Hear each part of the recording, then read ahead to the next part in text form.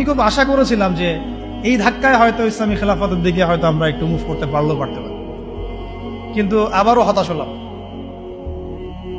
চরমভাবে হতাশ হলাম।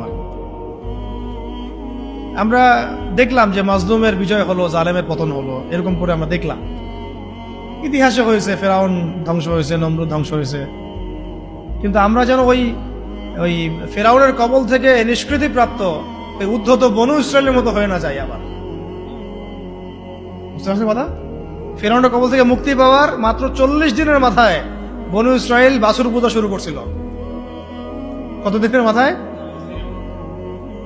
আর আমরা তো 40 দিন লাগে নাই, 7 দিনের মাথায় আমরা মাশাআল্লাহ ট্রান্সজেন্ডার, সুদ, পশ্চিমাদের দাস, এমন কিছু মানুষকে আমরা আমাদের মাথার উপরে নিয়ে চলে আসলাম।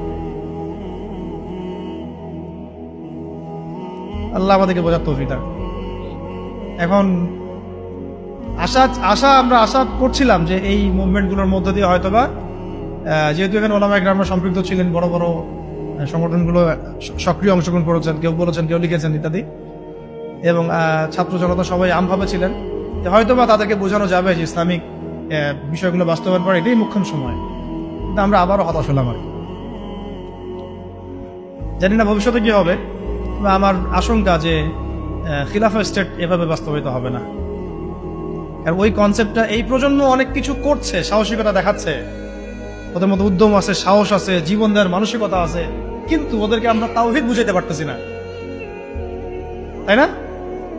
ওরা দেশপ্রেমে করতেছে, জালেমের বিরুদ্ধে দাঁড়াচ্ছে, জালেমের বিরুদ্ধে দাঁড়ায় গেছে, তারা দেশপ্রেমের চেতনায় লালন করতেছে, অন্যায় সহ্য করতেছে না, সাহস দেখাচ্ছে, ওদের বুদ্ধি আছে, ওদের মাশাআল্লাহ ওদের ডেডিকেশন আছে, সবকিছু আছে।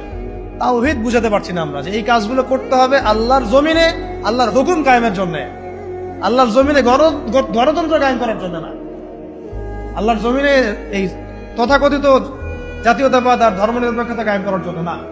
এই ডেডিকেশনগুলোই দরকার আমাদের আল্লাহর জমিনে খিলাফা কায়েম করার জন্য। এই মেসেজটা আমরা ইয়াং জেনারেশনকে দিতে চাই বা দেওয়া উচিত। এইটার জন্য আমাদের সবার কথা বলা উচিত, কারণ আমার বিশ্বাস এদেরকে তারা হবে ইনশাআল্লাহ।